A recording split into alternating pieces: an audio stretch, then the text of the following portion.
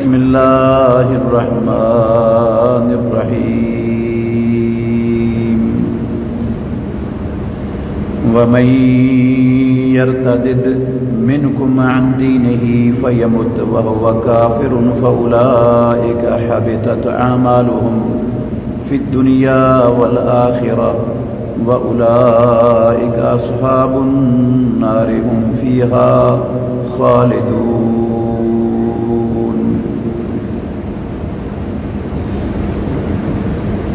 اور جو کوئی تم میں سے اپنے دین سے پھر جائے، مرتد ہو جائے اور وہ مر جائے اس حال میں کہ وہ کافر ہو، تو ایسے لوگ دنیا میں اور آخرت میں ان کے اعمال ضائع ہو گئے اور یہ لوگ آگ والے ہیں اور آگ میں ہمیشہ رہنے والے ہیں۔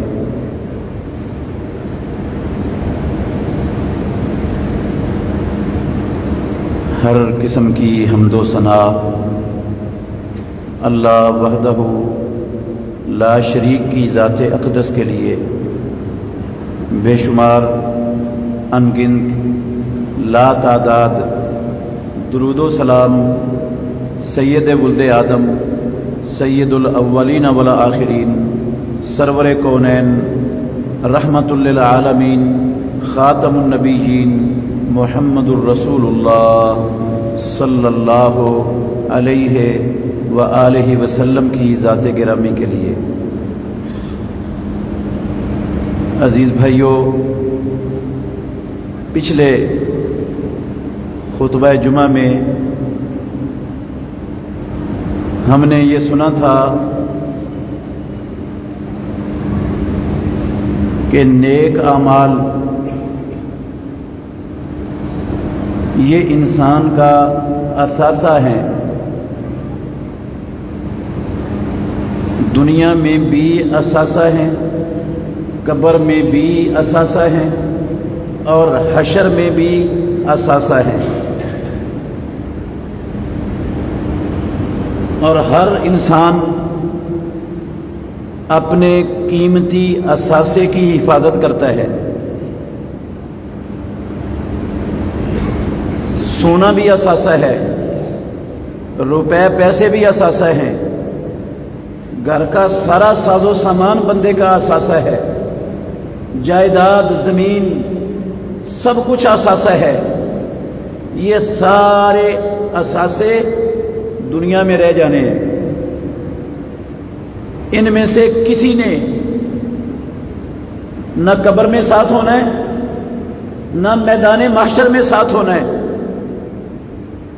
ہاں، ان میں سے جو رب کی راہ میں قربان کر دیا، رب کو دے دیا، رب کی رضا اور خوشنودی کے لیے اس سے بندہ دستبردار ہو گیا، وہ تو ذخیرہ ہو جائے گا آخرت میں، وہ آخرت میں کام آ سکتا ہے۔ لیکن جو اس نے پاس رکھا، جو اس دنیا سے رخصت ہوتے وقت اس کے ہاتھ میں تھا، جس کا وہ مالک تھا، اس میں سے کوئی چیز بھی نہ قبر میں نہ حشر میں نہ آخرت میں کام نہیں آئے گی۔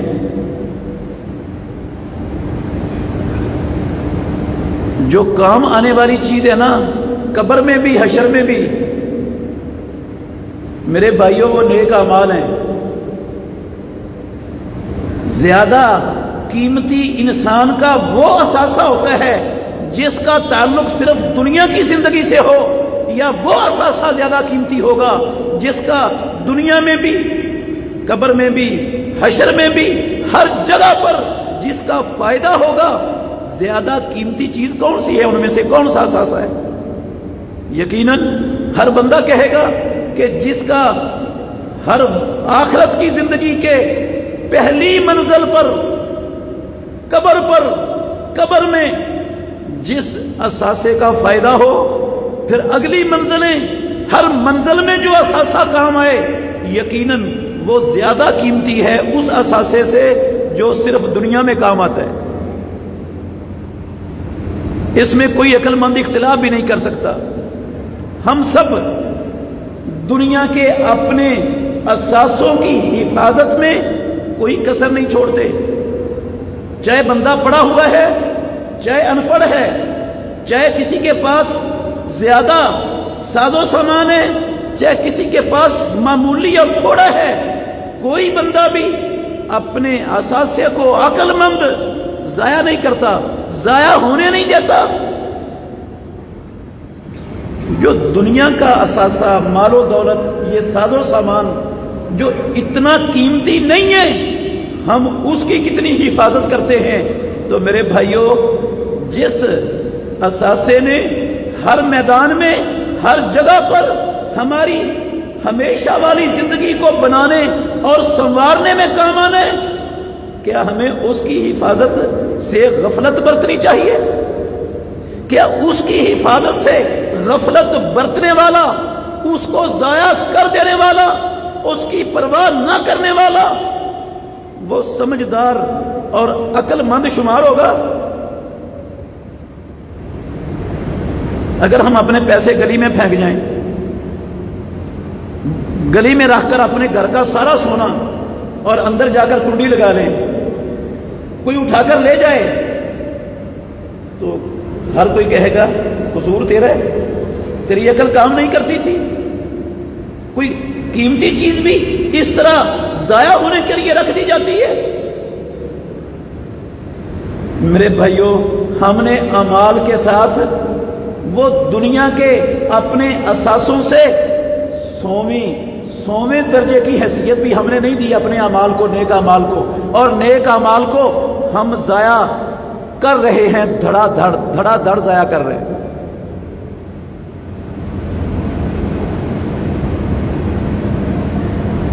تین چیزیں پچھلے خطبہ جمعہ میں آپ نے سنی تھی جن سے نیک اعمال ضائع ہو جاتے ہیں، برباد ہو جاتے ہیں. ایک شرک تھا، ایک عصر کی نماز کو ضائع کر دینا تھا، اور تیسرا تھا تنہائی میں جب رب کے سوا بندے کو کوئی نہ دیکھ رہا ہو اس وقت گناہ کرنا، اللہ کی نافرمانی کرنا، محمد الرسول اللہ صلی اللہ علیہ وسلم کی مخالفت کرنا، اس وقت محرمات کا ارتکاب کرنا، لوگوں کے سامنے نیک، متقی، پارسا، پرہیزگار، اللہ سے ڈرنے والا، بڑا شریف، لیکن رب کے سامنے جب انسانوں میں کوئی دیکھنے والا نہ ہو تو پھر کوئی رب سے شرم نہیں، کوئی حیا نہیں، کوئی رب کا ڈر نہیں، پھر اللہ کی ہر نافرمانی اور ہر حرام رب کا کیا ہوا کام بندہ ڈٹائی سے، دلیری سے کرتا ہے. ایسے لوگوں کے پروردگار سارے کے سارے اعمال ضائع اور برباد کر دیتا ہے.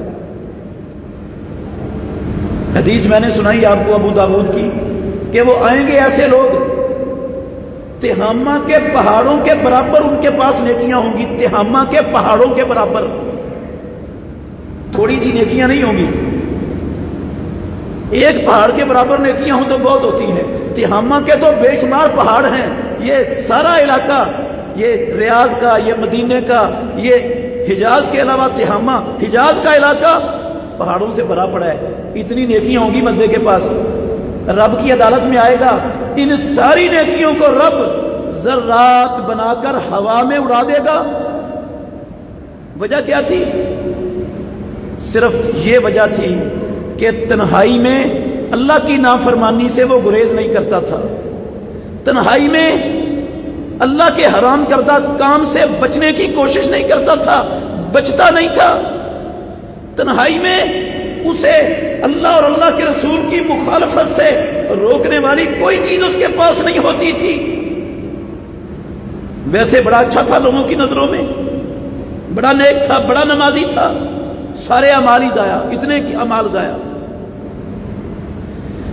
دو تین چیزیں آج آپ کے سامنے رکھنا چاہتا ہوں، اور ہم میں سے شاید ہی کوئی بندہ ان میں سے ایک چیز سے بچا ہوا ہو.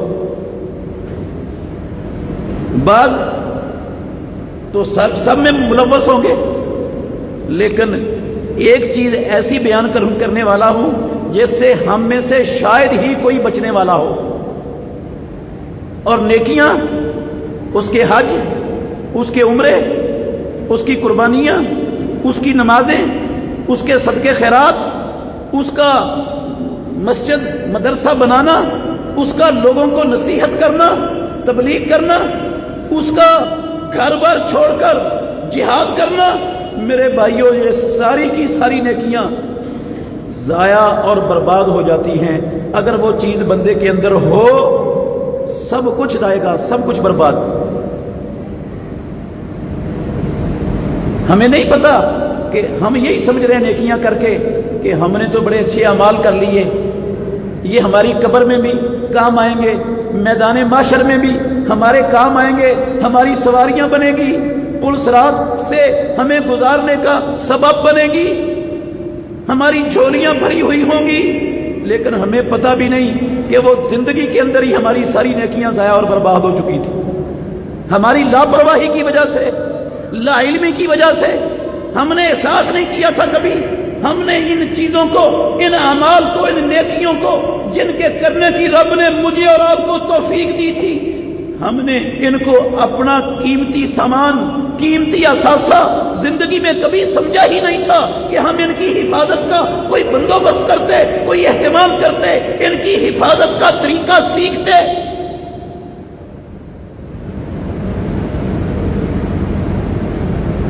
ان میں سے ایک چیز ہے، چوتھی چیز، ارتداد۔ ارتداد، جو بندہ دین سے پھر جاتا ہے، دین سے منحرف ہو جاتا ہے، مرتد ہو جاتا ہے، اس بندے کی ساری زندگی کی نیکیاں اور سارے اعمال ضائع اور برباد ہو جاتے ہیں۔ یہ 217 نمبر آیت کے الفاظ ہیں جو ابھی آپ نے شروع میں ترجمے سے سنے ہیں۔ اللہ نے کہا وَمَن يَرْتَدِدْ مِنْكُمْ عَنْ دِينِهِ، مسلمانوں، قرآن پڑھنے والوں، جو تم میں سے جو کوئی بندہ اپنے دین سے پھر گیا، منحرف ہو گیا، دین چھوڑ دیا، مرتد ہو گیا، فَيَمُتْ وَهُوَ كَافِرٌ، اس کی موت واقع ہو گئی اس حال میں کہ وہ کافر ہی تھا، اس نے ارتداد سے توبہ نہیں کی تھی، ارتداد سے رجوع نہیں کیا تھا، پلٹا نہیں تھا، حبطت اعمالہم فی الدنیا والآخرہ، دنیا میں بھی سارے اعمال برباد، نہ دنیا میں ان اعمال کا کچھ ملنا ہے، اور آخرت میں بھی سارے اعمال برباد، آخرت میں ایک ذرے کے کروڑ میں حصے کے برابر اس کے اعمال کا اس کو صلہ، اجر، ثواب کچھ نہیں ملنا۔ ارتداد کیا ہوتا ہے بہت سارے لوگوں کو نہیں پتا۔ آپ کسی کو کہیں بھائی جان اذان ہو گئی ہے، نماز پڑھو، نماز پڑھو، چھوڑ دو اپنی دکان بند کر دو، کاروبار چھوڑ دو، آ جاؤ نماز کے لیے، وہ بندہ آگے سے کہے جا جا کم کر، میں نہیں پڑھتا نماز، کوئی نماز شماز نہیں ہے اسلام کی، میں تمہاری جیسی دکھلاوے کی نمازیں نہیں پڑھتا، میں جو ہے نا وہ دل کی نماز پڑھتا ہوں۔ قسم اللہ کی، یہ لفظ کہنے والا دائرہ اسلام سے خارج ہو گیا، مرتد ہو گیا، کافر ہو گیا، مسلمانوں سے اس کا تعلق رہا ہی نہیں۔ یا آپ اس کو نماز کی دعوت دیں، وہ آگے سے کہہ دے تینوں کی مل گیا نمازاں پڑھ کے، بھکھا ننگا جائے تو تینوں نمازاں پڑھ کے کی مل گیا جنہیں مینوں مل جانا ہے۔ بظاہر یہ بات معمولی ہے، لوگ اس کو معمولی سمجھتے ہیں، لوگ اس کو اہمیت نہیں دیتے، وہ کہتے ہیں ہم مسلمان ہیں، ہم محمد الرسول اللہ کے امتی ہیں، ہم اللہ کو رب مانتے ہیں، لیکن اتنی بات سے زندگی کی ساری نیکیوں پر پانی پھر گیا، گئے سارے حج، عمرے، قربانیاں، روزے، تلاوتیں، سب کچھ ختم۔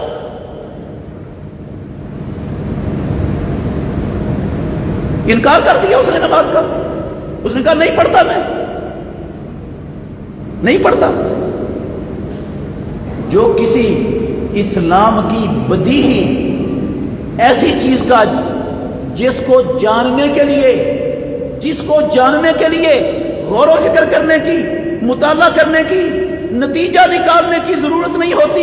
ہر بندہ جس کو جانتا ہے یہ اللہ کا حکم ہے، یہ اللہ کا دین ہے، یہ رب کی وحی ہے، یہ محمد صلی اللہ علیہ وسلم کا فرمان ہے، اس بات کا انکار کر دیتا ہے. ایک شخص حدیث سناتا ہے، کہتا ہے امام الانبیاء محمد الرسول اللہ صلی اللہ علیہ وسلم نے فرمایا ہے عذاب القبر حق، قبر کا عذاب حق ہے. بے ایمان کو، بے دین کو، منافق کو، اللہ اور اس کے رسول کی مخالفت پر زندگی بسر کرنے والے کو اس کی قبر میں عذاب ہوگا. عذاب قبر حق ہے، صحیح بخاری کی حدیث ہے. ایک بندہ اٹھتا کہتا میں نہیں مانتا بخاری کی حدیث کو.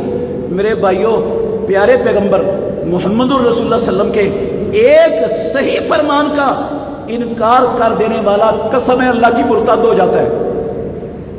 ایک فرمان مدینے والے امام کا انکار کرتے، میں نہیں مانتا اللہ کے نبی کے فرمان کو، جس فرمان میں شک شبہ بھی کوئی نہیں، جو قرآن مجید کے بعد رب کی زمین پر سب سے صحیح ترین کتاب مسلمانوں کی، اس کے اندر صحیح سند کے ساتھ 100% اللہ کے نبی کی زبان سے نکلے ہوئے لفظ ہیں، وہ کہتا ہے میں نہیں مانتا نبی کی حدیث کو. ایک حدیث کا انکار کرنے والا مرتد ہے. ساری نیکیاں گئی، سب کچھ برباد ہو گیا.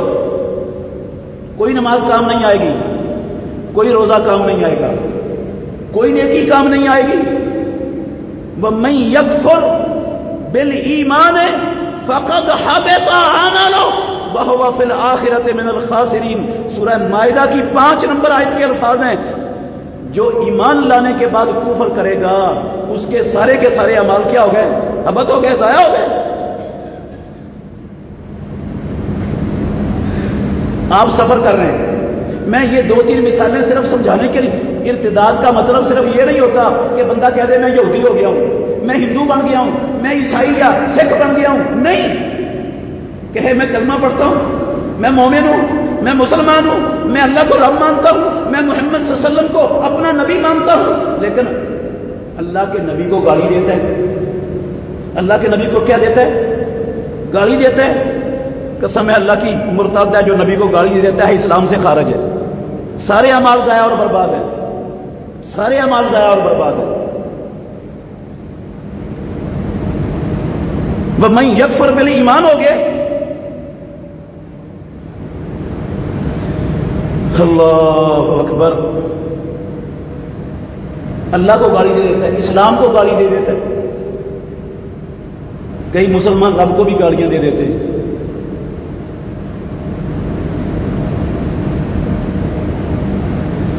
اللہ اکبر. یہ میرے بھائیوں بظاہر بڑی معمولی چیزیں ہیں، بڑی معمولی چیز باتیں ہیں جو ہم زبان سے ادا کر دیتے ہیں، لیکن نتیجہ کیا نکلتا ہے؟ ارتداد کا.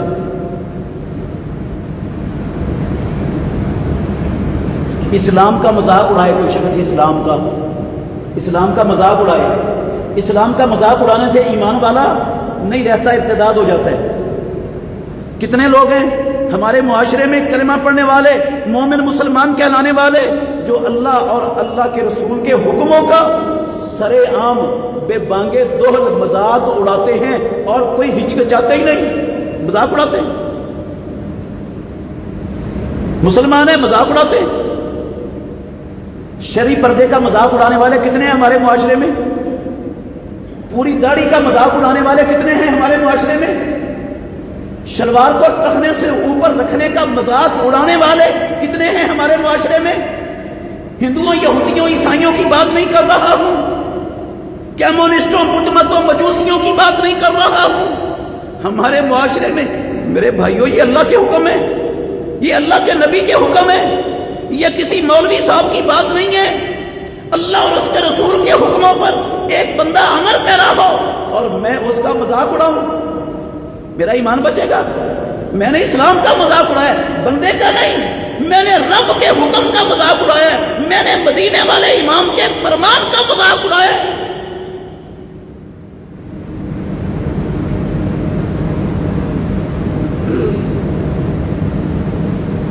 بات بڑی دور جاتی ہے، بات معمولی نہیں ہے۔ تو اسلام اعمال کی حفاظت کیسے ہوگی؟ ایمان اپنے اعمال کی، نیک عملوں کی حفاظت کیسے ہوگی؟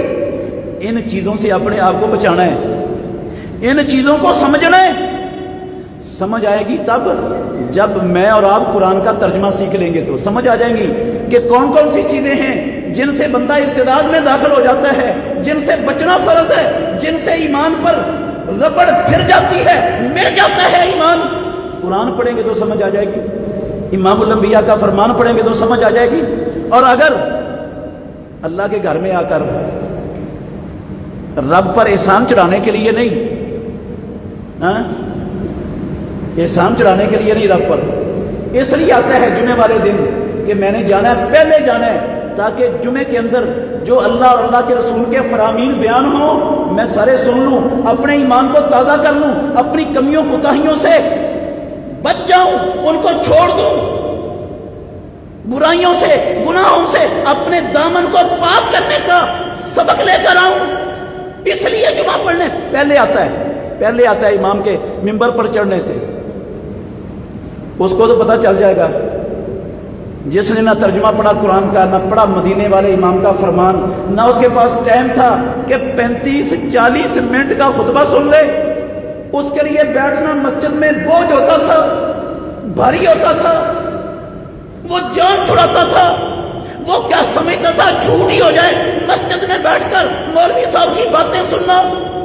اور کئی ماشاءاللہ اپنے آپ کو بڑے سمجھدار سمجھتے ہیں، وہ کہتے ہیں ہم اس لیے جلدی نہیں آتے، اگر اللہ اور اللہ کے رسول کا فرمان سن لیا پھر اس پر عمل نہ کیا تو پھر کام زیادہ خراب ہو جائے گا، تو سنو ہی نہ، تاکہ عمل کرنے کی ضرورت ہی نہ پیش آئے، نہ پتہ چلے گا اور نہ جو ہے نا وہ عمل کرنے کی مکلف ہوں گے ہم۔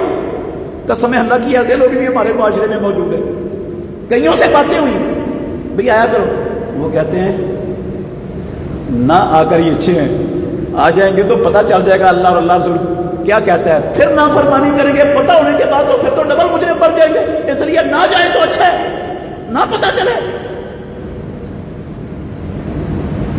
میں اس کی وضاحت بھی پچھلے خطبے کے اندر تھوڑی سی کر چکا ہوں کہ یہاں پر یہ لا علمی اور جہالت، قسم اللہ کی، نہ قبر میں نہ حشر میں یہ لا علمی اور جہالت ان چیزوں سے یہ عذر نہیں بنے گی، کعبے کے رب کی قسم ہے عذر نہیں بنے گی، یہ رب نہیں چھوڑے گا کہ تجھے پتہ نہیں تھا، معافی نہیں ملے گی، جان نہیں چھوٹے گی، عذر بالجہل نہیں بنے گا۔ یہاں پر رہتے ہوئے، پاکستان میں رہتے ہوئے، مسلمانوں کے معاشرے میں رہتے ہوئے، کتاب و سنت کے ہماری زبان میں ہوتے ہوئے جہالت عذر نہیں بڑھتا،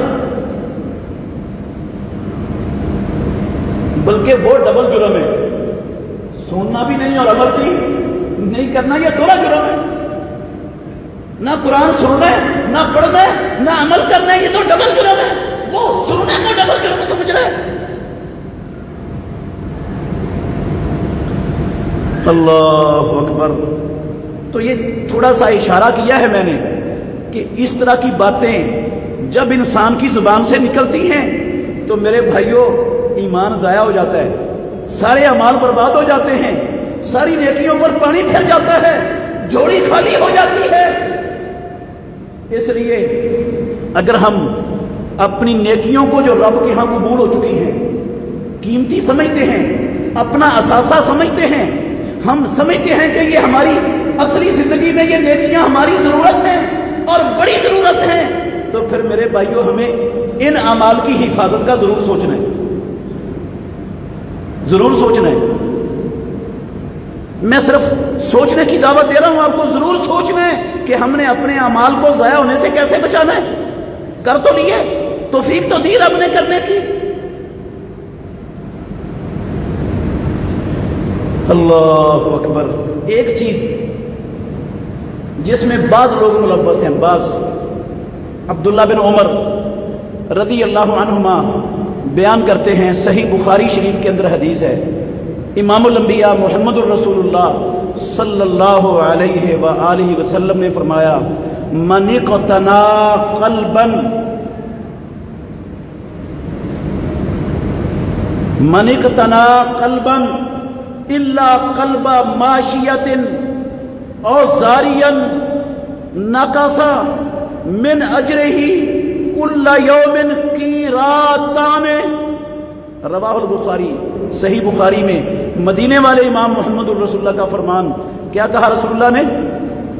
جس بندے نے شوقیہ، شوق کے ساتھ شوقیہ کتا پالا گھر میں، شوقیہ گھر میں کتا پالا، وہ روسی کتا ہے یا کسی قسم کا کتا ہے، شوق ہے اس کو کتے پالنے کا، گھر میں رکھا، شوق سے کتا پالا، نقصا، ہاں کچھ کتوں کی رسول اللہ صلی اللہ علیہ وسلم نے اجازت دی ہے۔ ایک کتا ہے کھیتی کی حفاظت کے لیے، آپ کی زمین آپ کے گھر سے بہت دور ہے، وہاں 24 گھنٹے اپنی فصل کی حفاظت کی، اس کی نگرانی کے لیے رہنا آپ کے لیے مشکل ہے، ممکن نہیں ہے، تو وہاں پر کتا رکھ لیں،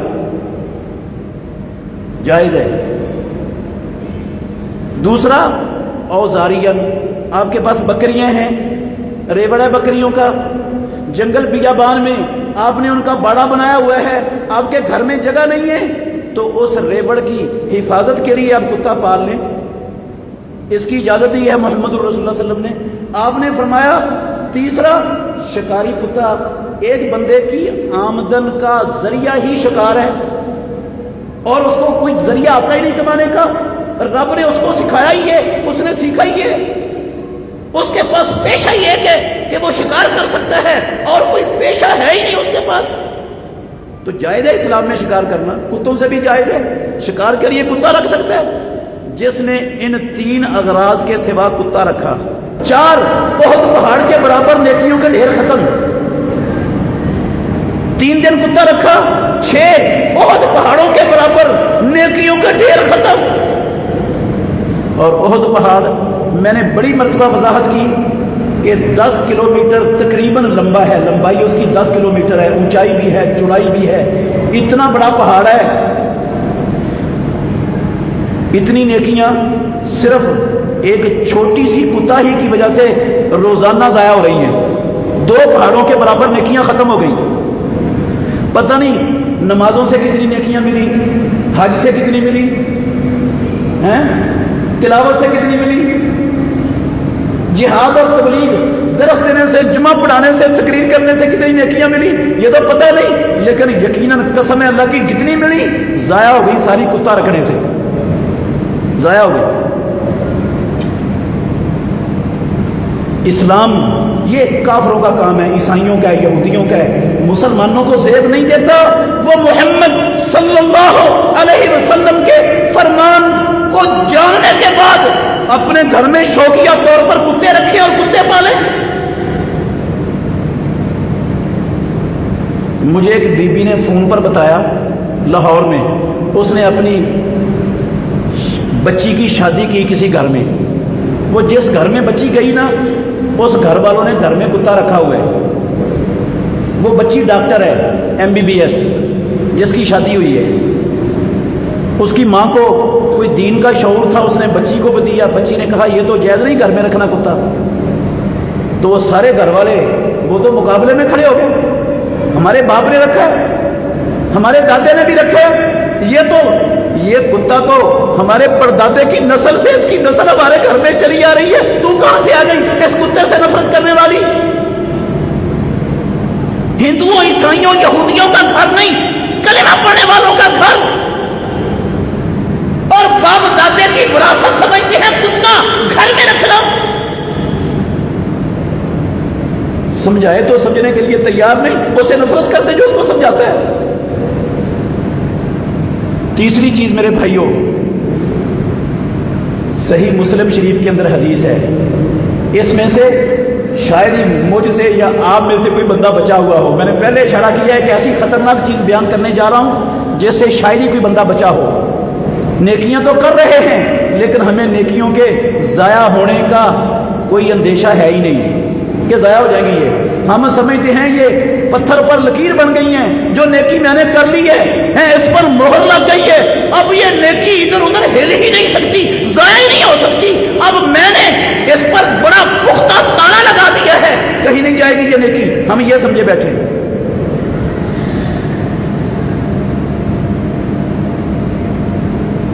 مسلم میں ہے، ابو ہریرہ رضی اللہ عنہ کہتے ہیں رسول اللہ صلی اللہ علیہ وسلم نے فرمایا ہر سوموار کو اور ہر جمعرات کو اللہ رب العالمین جنت کے دروازوں کو کھولتے ہیں. صحیح مسلم شریف کی حدیث کے اندر رسول اللہ کے لفظ ہیں، میرے لفظ نہیں.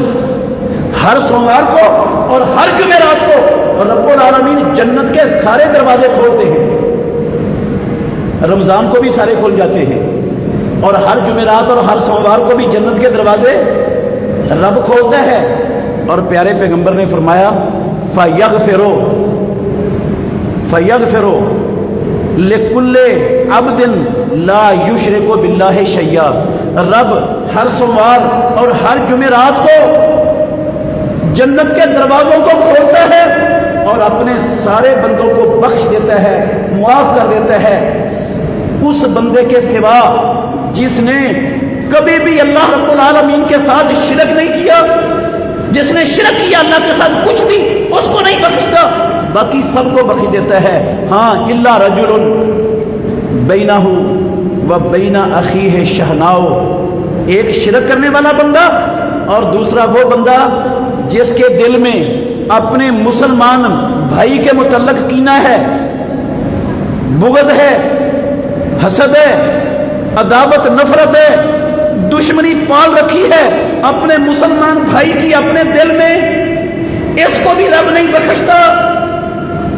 امام الانبیاء کہتے ہیں فرشتے بندوں کی نیکیوں کو، قربانیوں کو، نمازوں کو، روزوں کو، درسوں کو، تبلیغوں کو، جہادوں کو، ہر شے کو لے کے فرشتے رب کے پاس جاتے ہیں. اللہ کہتے ہیں اترکو ہذین حتی یصطلحا، اترکو ہذین حتی یصطلحا، اترکو ہذین حتی یصطلحا. ان دونوں کو چھوڑ دو، رہنے دو ان دونوں کو، جب تک یہ نہیں سنو کرتے. مجھے نہیں ضرورت ان کے جہاد کی، مجھے نہیں ضرورت ان کی نمازوں کی، مجھے نہیں ضرورت ان کی تبلیغوں کے عمل کی، مجھے نہیں ضرورت ان کی مسیتوں مدرسوں کی، مجھے نہیں ضرورت ان کے حج و عمروں کی. اترکو ہذین، چھوڑ دو، رہنے دو، نہیں چاہیے ان کے اعمال، نہیں بخشنا میں نے ان کو.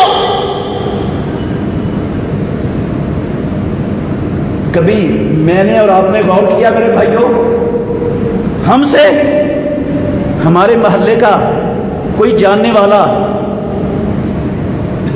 جانے میں یا انجانے میں نے اس کا دل کبھی دکھا دیا ہو اور وہ مجھ سے ناراض ہو، میں اس سے ناراض ہوں، اس کے دل میں میرے متعلق کینہ ہو، میرے دل میں اس کے متعلق کینہ ہو. کیا کبھی غور کیا، سوچے اگر معاملہ ایسا ہے بھائیوں کے متعلق جن کے ساتھ جان پہچان ہے، دل صاف نہیں ہے، دل میں بغض کینہ ہے، نفرت حسد ہے، دشمنی عداوت ہے، میرے بھائیوں اعمال نہیں جاتے رب کے پاس.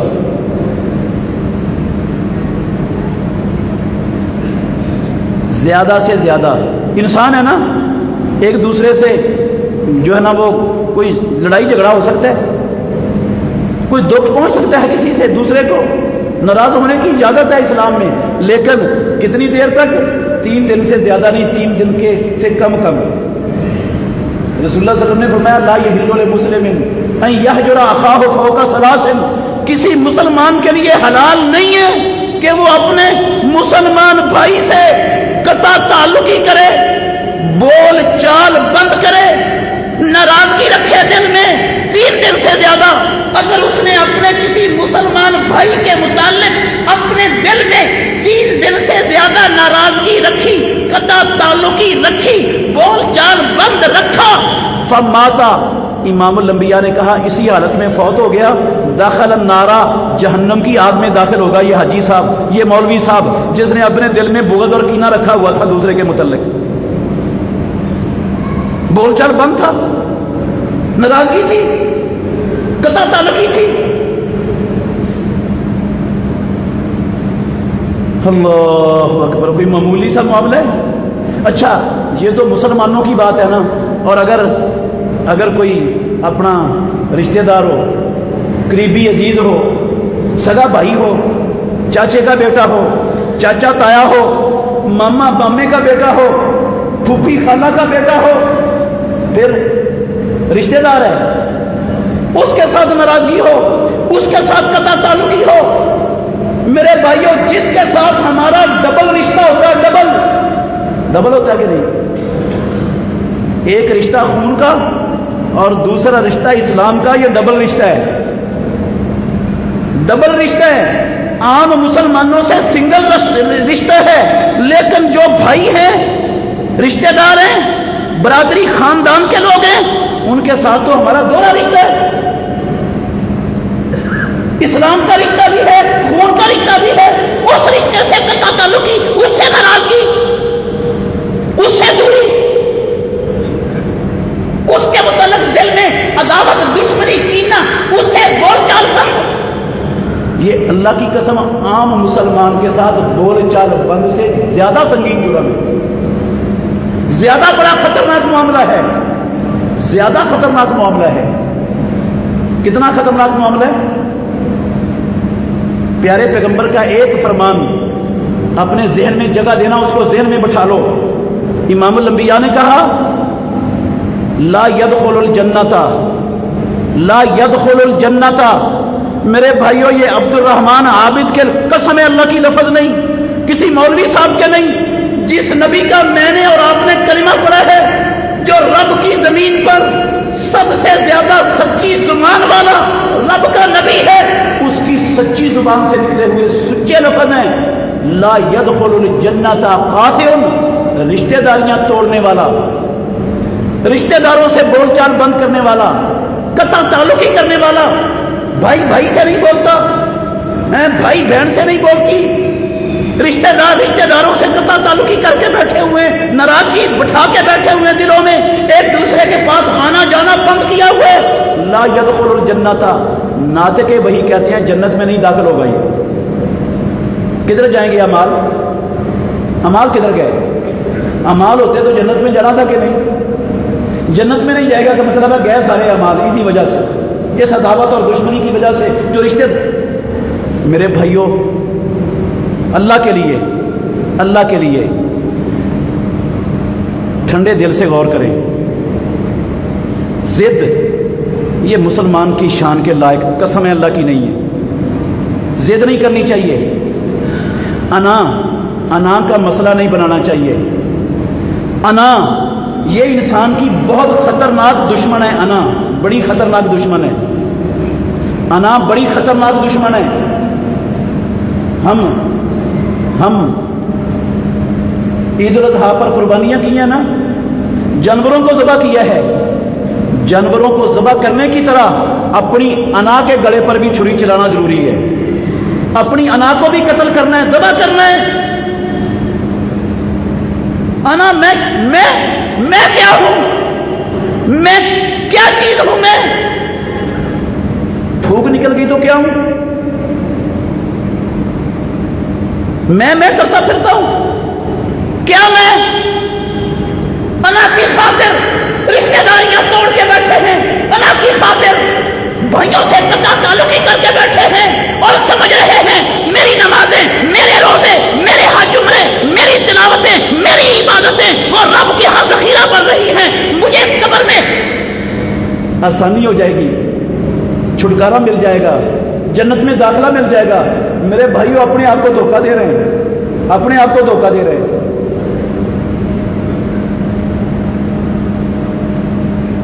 اللہ اکبر۔ فرض کیا بنتا ہے؟ زیادتی اس نے کی ہے نا، میرے چھوٹے بھائی نے بڑے بھائی پر زیادتی کی ہے، یا بڑے بھائی نے چھوٹے بھائی پر زیادتی کی ہے، تو جس پر زیادتی ہوئی ہے نا، اس کا فریضہ یہ نہیں ہے کہ وہ اپنے دل میں زیادتی کرنے والے کے ساتھ دشمنی بٹھائے۔ یہ نہیں سکھایا اسلام نے ہمیں۔ اسلام ہمیں اس کا سبق اور درس نہیں دیتا ہے۔ کس کا درس دیتا ہے؟ زیادتی کرنے والے کو معاف کر دو، بلا دو، بلا دو زیادہ، نکال دو دل سے. وہ آپ سے اونچا بننا چاہتا ہے، کوئی مسئلہ نہیں ہے، اس کو اپنے خیال میں اونچا بڑھنے دو، آپ نیچے ہو جاؤ. آپ کیا ہو جاؤ؟ اس کے سامنے نیچے بن جاؤ. کیا بگڑے گا؟ شیطان تو کہے گا تو نے چوڑیاں پہنی ہوئی ہیں، تو کانا ہے اس کا، تو اس کے گھر سے لے کے کھاتا ہے، تو کیوں نہیں آگے سے بات کرتا، کیوں نہیں آگے سے ویسا رویہ دکھاتا. لوگ بھی ممکن ہے تانے ماریں، ممکن ہے لوگ بھی باتیں کریں کہ اس کے اندر کوئی گڑبڑ لگتی ہے، یہ کوئی گانا لگتا ہے اس کا، اس نے اتنی زیادتی کی ہے، یہ پھر بچ بچ کے جاتا ہے اس کو سامنے. ماریں گے لوگ سامنے، کریں گے باتیں، لیکن میرے بھائیوں ہم نے قسم اللہ کی لوگوں کے تانوں کی، لوگوں کے باتوں کی، اپنی انا کی، کسی چیز کی پرواہ نہیں کرنی. ہم نے اپنے رب کی رضا کے لیے اس بھائی کے سامنے نیچا ہو جانا ہے، اس رشتہ دار کے سامنے کیا ہو جانا ہے؟ اپنے آپ کو نیچا کر دینا ہے. نتیجہ کیا نکلے گا؟ صحیح مسلم شریف کے اندر محمد الرسول اللہ صلی اللہ علیہ وسلم کا فرمان ہے، آپ نے فرمایا من تواضع للہ، من تواضع للہ. میرے محترم بھائیوں بزرگوں، من تواضع للہ، جس نے اللہ کے لیے اپنی انا ذبح کر دی، جس نے اللہ کے لیے لوگوں کے تانوں کی، لوگوں کی باتوں کی پرواہ نہ کی، جس نے اللہ کے لیے شیطان کو ذلیل و رسوا کر دیا، اپنے رشتہ دار کے سامنے جھک گیا، نیچا ہو گیا، رفعہ اللہ، قسم اللہ کی مدینے والے امام کا فرمان ہے، وہ نیچا ہوگا رب اس کو اونچا کر دے گا.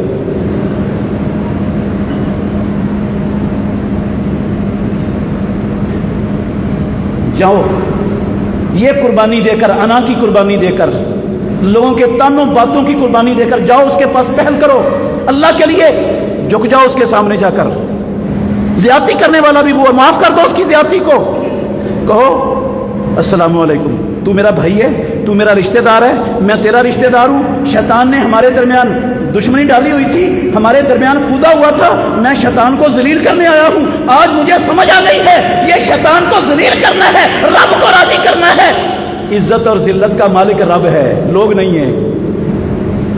جو رب کے لیے اپنی انا ذبح کر دے گا، اپنی انا کو قربان کر دے گا، میرے بھائیوں قسم ہے اللہ کی، رب اس کی عزت پر کوئی آنچ آنے نہیں دے گا. یہ محمد الرسول اللہ صلی اللہ علیہ وسلم نے خبر دی ہے ہمیں، سچی خبر ہے رسول اللہ صلی اللہ علیہ وسلم کی، یہ جھوٹی ہے. رفع اللہ، عزت خراب نہیں ہوگی، عزت بڑھے گی. ابھی تو ہم نے اپنے اعمال کے ذخیرہ ہونے کا دروازہ بند کیا ہوا لگتا ہے. کھول لو دروازہ، موقع ہے، وہ دروازہ کھول لو میرے بھائیوں، توبہ کر لو، کھول لو دروازہ،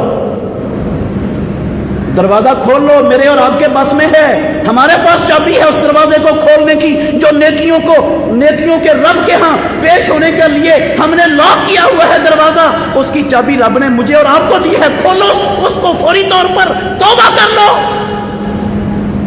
جتنے بھائی بیٹھے ہیں یہ مسجد میں، میری سب سے گزارش ہے، گزارش منت ہے، میں آپ سے گزارش کر سکتا ہوں یا منت کر سکتا ہوں، میں منوا نہیں سکتا ہوں آپ کو. میرے بھائیوں تحیہ کر کے جانا ہے. اس خطبے کے بعد انشاءاللہ جاتے ہی جس کے ساتھ ناراضگی ہے سلام میں پہل کرنا ہے، جا کے سلام لینا ہے، ناراضگی ختم کر دینی ہے. اس سے رشتہ دار سے نہیں ناراض رہنا، نہیں کسی کی دشمنی، عداوت، بغض، کینہ نہیں دل میں رکھنا. نیچا ہو جانا اس کے سامنے، اس کی زیادتیوں کو درگزر کر دینا ہے، معاف کر دینا ہے. اللہ مجھے اور آپ کو، ہم سب کو اپنی نیکیوں کی اور اپنے اعمال کی حفاظت کرنے کی اللہ توفیق عطا فرمائے، اور ہمیں اس قابل بنا دے کہ ہم اپنے اعمال کو ضائع ہونے سے بچا سکیں. آخر دعوانا الحمدللہ رب العالمین.